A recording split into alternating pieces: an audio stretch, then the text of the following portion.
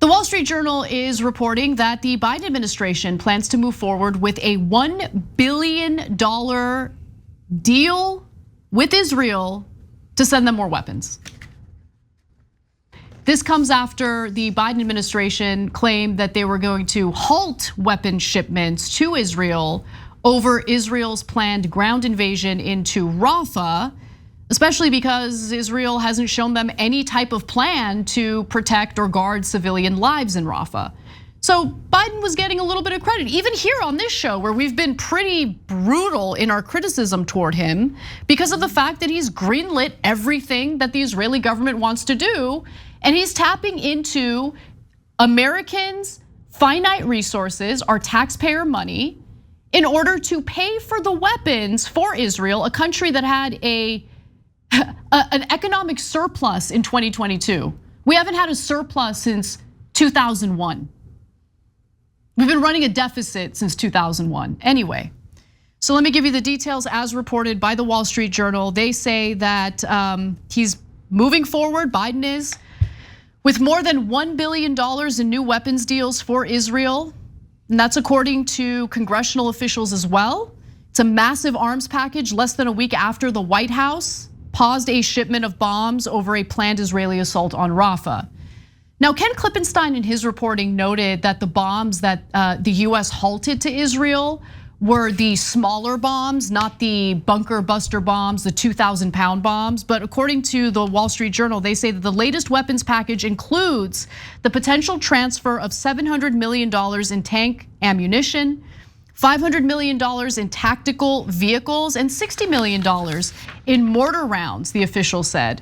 There are still additional steps before weapons would be approved and delivered. They'll be approved and they'll be delivered. So Jake Sullivan told reporters, that we are committing to send military assistance to Israel. We have paused a shipment of 2,000-pound bombs because we don't believe they should be dropped in a densely populated city. You guys are approving another round of arms to Israel, knowing, like they just put out a report. Anthony Blinken over the weekend responded and talked about that report and said, yes, we concede that Israel has killed far more civilians than Hamas militants. I mean, it was like the first time Blinken criticized Israel. Some actual critique, and it wasn't hedged or he didn't hem and haw. He said, no, they're really screwing this up pretty badly and it looks awful. He said it. He said it. Finally. I covered that video just yesterday. And then today, I'm here before you to let you know that the Biden administration is sending another round of weapons to the tune of $1 billion. Wow, it really is amazing. Seth Blinder, an expert on US weapons sales with the Middle East Democracy Center, a policy institute in Washington, it's a think tank, okay? Said that the White House's decision to proceed with large new weapons packages for Israel only days after halting pending shipment undermined its own attempt to pressure Netanyahu to rethink the conduct of the war. Quote, this is just another example of them muddying their message and undermining any real strength behind the hold. Even though it could take years for the weapons in the latest package to be delivered, Binder said Israel could interpret the administration proceeding with these deals as a sign that munitions expended in the war in Gaza would be restocked despite the sharp disagreement over Rafah. Is there a sharp disagreement over Rafah? Let's stop kidding ourselves. There is no disagreement between the current US government and the current Israeli government. There's no disagreement. I don't believe that there's disagreement. I don't believe the alleged critiques and criticisms coming from the Biden administration. Actions speak louder than words. If they're sending another round of weapons to Israel, $1 billion worth, there is no disagreement with what Israel's doing in Gaza right now, period. The Wall Street Journal report says that, Biden really he's reluctant to ruin his relationship with Benjamin Netanyahu over Rafa. I'm so sorry. I don't want to ruin my relationship with a far-right government official in a foreign country over wanting to save human lives in Rafah, a place where more than 1 million displaced Palestinians are currently sheltering. It's disgusting. This is disgusting. Biden disgusts me. He disgusts me. And okay? I'm sure you guys talked about the horrible polling numbers that he's experiencing. Good, enjoy it, revel in it, Biden, you're a piece of crap. The New York Times reporting this, like, come on, the Times reporting bad Biden news this full-throatedly, it just shows you the evidence is irrefutable.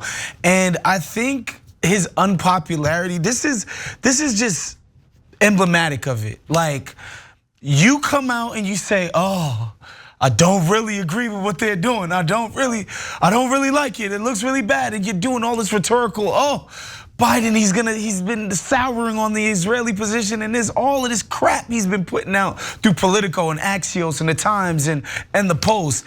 And then you ultimately do what they want. You look weak. I mean, you do not look strong. That's why I think ultimately people have lost faith in Biden. Honestly, as disgusting as it would be if he would just come out and give a full-throated, yo, I truly believe in the Israeli mission out there. I think they need to crush Hamas somehow. Like, I'm fully behind what they're doing out there in that war. I think he would look like somebody who knew what the he was doing. But because he comes out and pretends to be on one side and then completely capitulates on the other, people rightfully look at him as spineless, backless. He's a weasel. Yeah. And nobody wants a weak leader.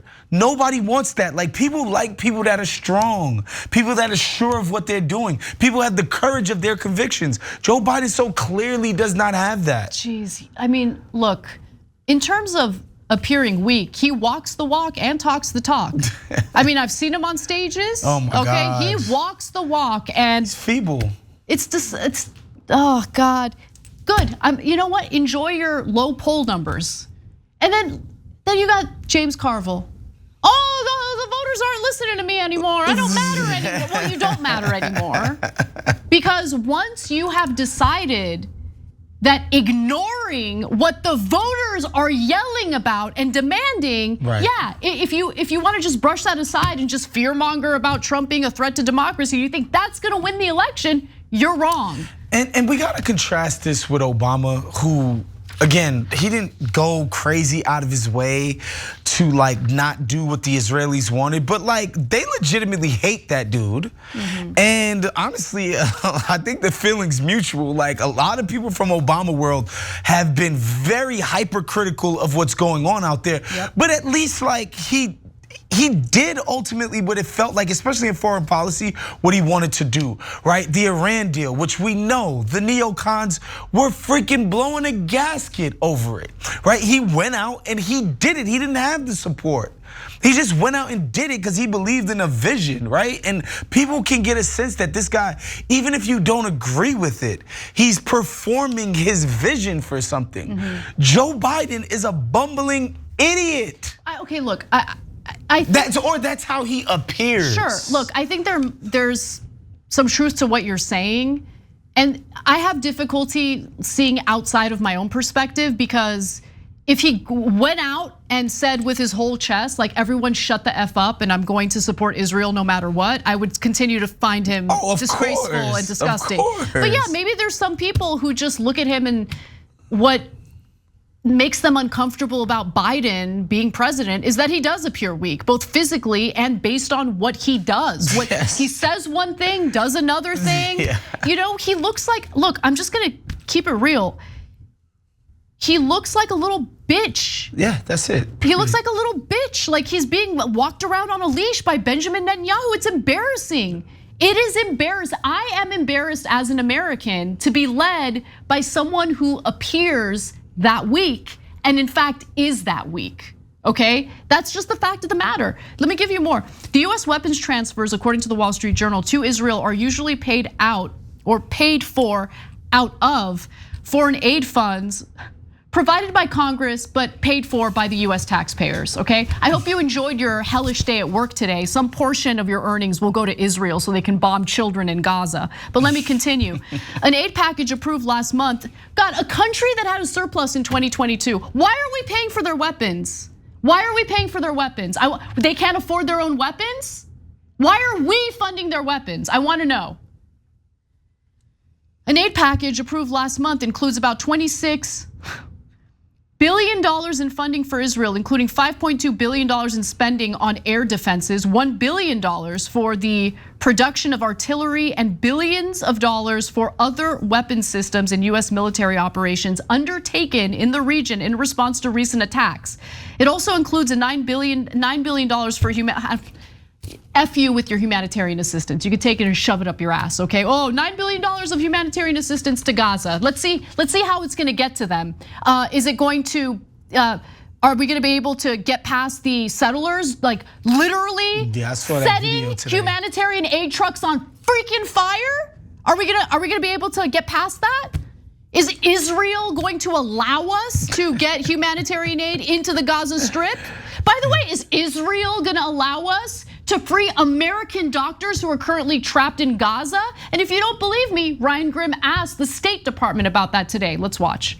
Citizens, doctors who are at the European hospital in Khan Yunis facing dehydration. At least one of them is on an IV drip now.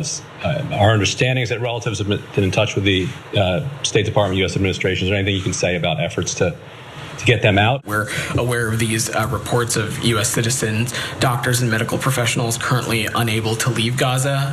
As I said before, we don't control this border crossing, and this is a incredibly complex situation that has very serious implications for the safety and security of US citizens. But we're continuing to work around the clock with the government of Israel, with the government of Egypt, to work on this issue, not just to address the very serious humanitarian assistance concerns that I just talked about. What does it say about conditions more generally in Rafah and in Khan Yunis if American doctors who only arrived there recently are already suffering from dehydration and malnutrition? So look, we have not been unambiguous about the humanitarian situation in Gaza. It is a crisis.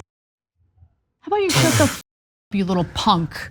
Oh, it's so complicated. Oh, we don't control the Rafah border crossing, so we can't save American doctors in Gaza. But we will give Israel bombs to drop in that tiny little strip of land that our doctors are currently trapped in. God, embarrassing. The Biden administration is embarrassing, okay? Embarrassing. They're taking a bath on this one. They just look horrible at every single turn, and again, they don't even offer any ways forward. Like there's no vision for what comes after this. Like why are we in support of this? Like what is our vision for how things will unfold after Israel inevitably does the carnage that they seek to do? Like they can't even communicate that. Who cares? The weapons manufacturers are getting their money, right? They sure are. Their pockets are padded. They're doing well, dude. They had a shareholders call very recently, and they talked to, I think it was Raytheon, that the board members were just like, oh my God, the profits are just these people are scum. It's crazy. It's really I just don't know how you defend it. And again, I think the reason why we see some of the stuff rhetorically that the Biden people put out in the press, because they know that is deeply unpopular with his base of voters, right? Like your voters don't like this, they don't want this, and he knows it. And the answer is to feign in the direction of caring about this and want to do something different, and ultimately do the exact same thing that people are railing against. Some people say, I've heard this argument made, like, oh, it's insane to use this one issue to say you're not gonna vote for Biden. But it's not just one issue, okay? It's more than one issue. It's not just support for Israel's brutal war in Gaza that has killed far more civilians than Hamas militants, with really no plan in place, let's keep it real, okay? It's also about the fact that I, as an American, am tired of being humiliated on the world stage by the fact that our government seems to value a foreign country and the civilians within that foreign country more than our own civilians, including our doctors who are trapped in Gaza. I'm an American. I love this country and I love Americans. I think Americans should come first, but they're not coming first.